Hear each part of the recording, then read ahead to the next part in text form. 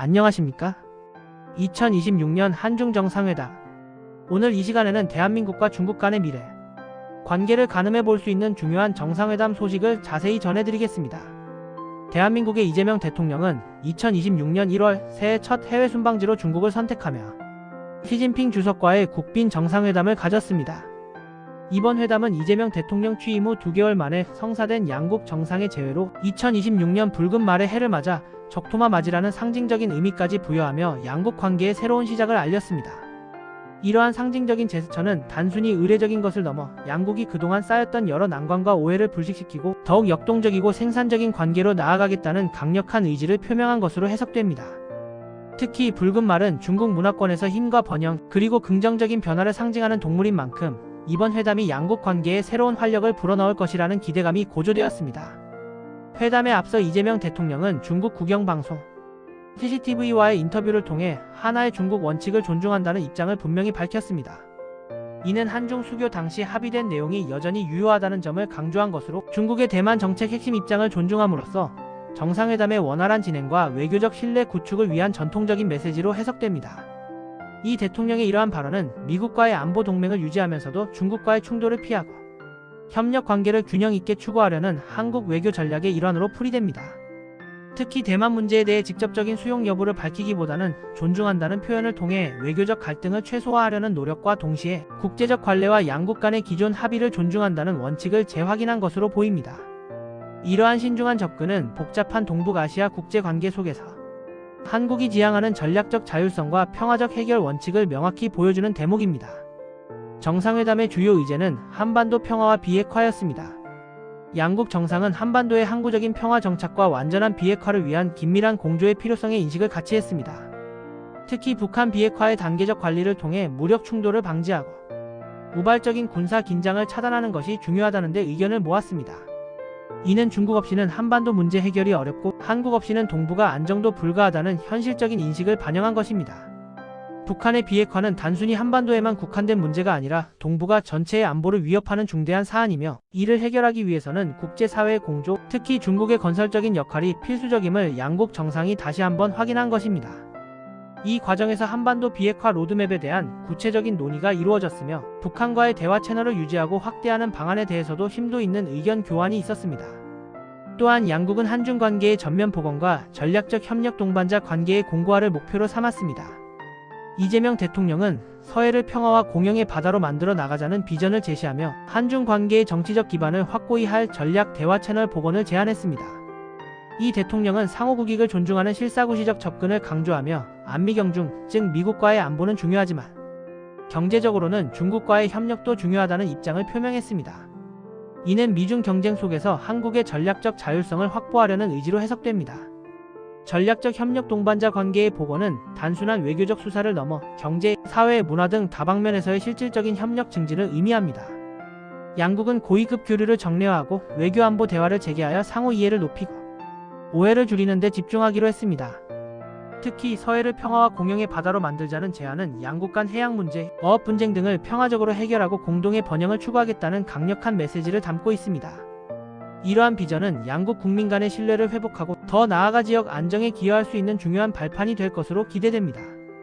경제협력은 이번 회담의 핵심적인 논의 영역이었습니다. 양국은 공급망 투자, 디지털 경제, 벤처 스타트업 육성, 환경 및 기후 변화 대응, 그리고 인적 교류와 관광 활성화 등 다양한 분야에서 윈윈 협력을 추진하기로 합의했습니다.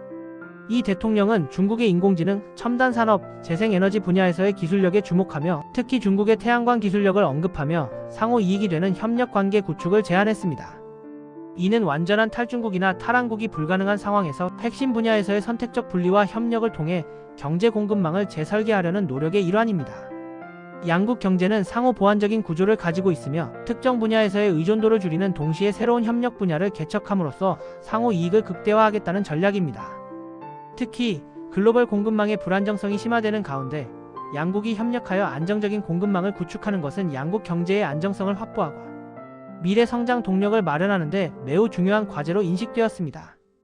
또한 구체적인 협력 가능 영역으로 반도체 후공정, 배터리 소재 친환경 및 재생에너지, 그리고 AI 및 데이터 응용 분야가 심도 있게 논의되었습니다. 이러한 분야들은 미래 산업의 핵심 동력으로 양국이 함께 투자하고 기술을 공유함으로써 시너지를 창출할 수 있는 잠재력이 매우 큽니다. 민생과 산업기술 분야, 즉 비안보 영역에서의 협력을 확대하고 군사안보 기술은 분리하는 명확한 선긋기를 통해 실질적인 성과를 내겠다는 의지를 보였습니다. 이는 기술 경쟁이 심화되는 국제 정세 속에서 안보와 직결되지 않는 기술 분야에서는 과감하게 협력하여 공동의 이익을 추구하고 이를 통해 양국 국민의 삶의 질을 향상시키겠다는 실용적인 접근 방식입니다. 민감한 현안들도 논의의 장에 올랐습니다. 사드 배치 이후의 한한령과 서해, 조업 문제 등 양국 관계를 저해했던 요소들에 대해 솔직한 대화를 나눴습니다. 한국 정부가 추진 중인 핵추진 잠수함 개발에 대한 중국 내 반발에 대해서는 북한의 핵잠수함 개발에 대한 대응 필요성을 설명하며 중국의 이해를 구하는 데 주력했습니다. 이러한 민감한 문제들에 대한 논의는 양국 관계 개선을 위한 전제 조건이며 상호 신뢰를 구축하는 데 있어 필수적인 과정입니다. 양국 정상은 비공식적인 채널을 통해 이러한 문제들을 지속적으로 논의하고 외교적인 해결책을 모색하기로 합의했습니다. 핵추진 잠수함 개발과 관련해서는 한국이 단순히 군비 경쟁을 유발하려는 것이 아니라 증대되는 북한의 핵 위협에 대한 최소한의 자위적 방어 조치임을 강조하며 중국 측의 우려를 불식시키기 위해 노력했습니다. 이처럼 복잡하고 첨예한 문제들을 회피하지 않고 직접적으로 다룸으로써 양국 관계의 투명성과 예측 가능성을 높이고자 하는 의지가 돋보였습니다. 이번 정상회담에서는 공동문서가 발표되지 않았다는 점이 특징적입니다. 이는 각국의 입장을 명확히 하면서도 합의에 이르기 어려운 부분에 대해서는 유연한 접근을 시도한 것으로 보입니다. 그럼에도 불구하고 이재명 대통령은 정상 간 소통의 중요성을 강조하며 한중 정상회담의 정례화를 제안하는 등 관계 개선 의지를 강력히 표명했습니다. 공동문서 발표가 없었다는 것이 성과가 없음을 의미하는 것은 아닙니다. 오히려 복잡하고 다층적인 현안들을 한 번에 해결하기보다는 지속적인 대화와 점진적인 진전을 통해 실질적인 성과를 도출하려는 양국의 실용적인 외교 전략을 보여주는 것이라고 할 수 있습니다. 이러한 방식은 양국이 서로의 입장을 충분히 이해하고 존중하며 장기적인 관점에서 관계를 발전시켜 나가겠다는 의지를 내포하고 있습니다. 이 대통령은 방중 기간 동안 시진핑 주석 외에도 자오러지 전인대 상무위원장, 리창 총리 등 중국 주요 지도자들과 면담했으며 한중 비즈니스 포럼, 한중 벤처 스타트업 서밋 등에 참석하여 양국 기업인들과 교류하며 경제협력의 지평을 넓혔습니다. 이러한 다층적인 교류는 정상회담의 성과를 확대하고 양국 국민 간의 유대감을 강화하는 데 크게 기여했습니다.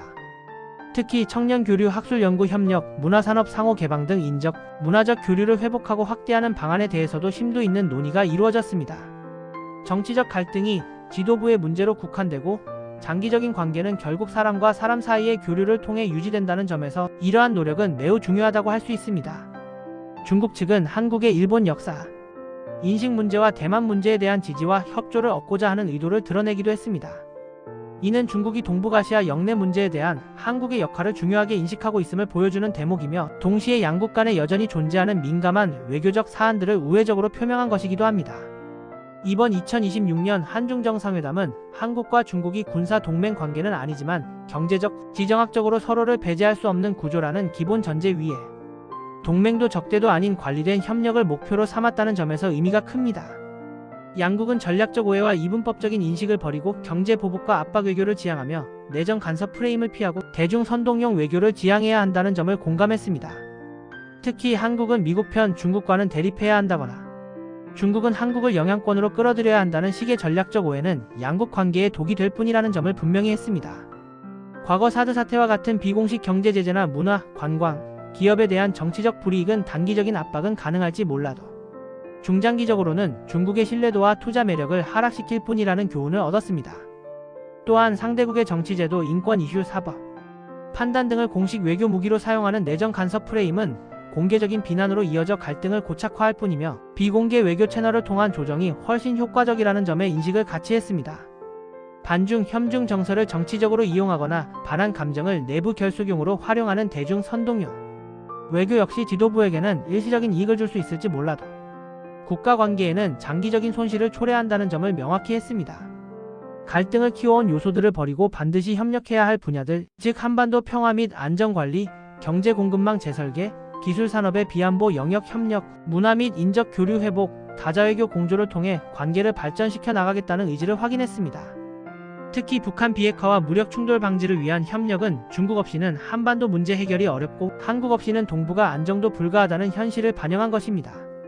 북한의 핵 위협이 고조되는 상황에서 중국의 역할은 그 어느 때보다 중요하며 한국 역시 동북아 안정을 위한 핵심적인 플레이어로서의 역할을 다해야 한다는 점이 강조되었습니다.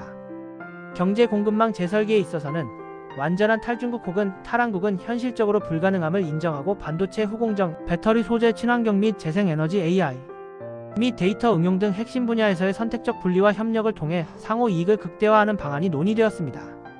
기술 및 산업 분야에서는 군사 안보 기술과 같이 민감한 영역은 분리하되 의료 AI, 고령화 대응 기술, 기후 및 환경 기술 등 민생과 직결되는 비안보 영역에서는 적극적인 협력을 추진하기로 했습니다. 이는 양국 국민의 삶에 직접적으로 긍정적인 영향을 미칠 수 있는 실용적인 협력 모델을 구축하려는 의지를 보여줍니다. 문화 및 인적 교류의 회복은 정치적 갈등이 양국 국민 간의 오해와 불신으로 이어지지 않도록 하는 중요한 안전판입니다. 청년 교류 확대, 학술 및 연구 협력 강화, 문화산업의 상호 개방을 통해 양국 국민 간의 이해와 친밀도를 높이는 것이 장기적인 관계 발전을 위해 필수적이라는 데 공감대가 형성되었습니다. 마지막으로 G20 APC 기후변화 협약, 보건 및 팬데믹 대응 등 다자외교 무대에서의 공조를 통해 양자 갈등을 완충하고 국제사회에서의 신뢰도를 높이는 효과를 기대하고 있습니다. 결론적으로 한국은 미중 경쟁 속에서 선택의 대상이 아니라 조정자로서의 역할을 수행하며 중국은 영향력 확대보다 신뢰 관리가 이익이라는 전략적 인식을 바탕으로 한중 관계의 해법은 편 가르기가 아니라 갈등은 관리하고 협력은 분리선별하는 성숙한 외교임을 다시 한번 확인시켜준 회담이었습니다. 이러한 외교 전략은 단순히 단기적인 성과에만 초점을 맞추는 것이 아니라 급변하는 국제 정세 속에서 한국의 국익을 극대화하고 동북아시아의 평화와 번영에 기여하려는 장기적인 비전을 담고 있습니다. 2026년 한중 정상회담은 양국 관계가 새로운 지평을 열고 상호 존중과 실용적인 협력을 통해 더욱 성숙한 관계로 발전할 수 있음을 보여주는 중요한 계기가 될 것입니다. 이번 정상회담 결과가 한중 양국 관계의 미래에 긍정적인 영향을 미치기를 기대해봅니다. 지금까지 2026년 한중 정상회담 소식이었습니다. 구독, 좋아요는 영상 제작에 큰 힘이 됩니다. 시청해주셔서 감사합니다.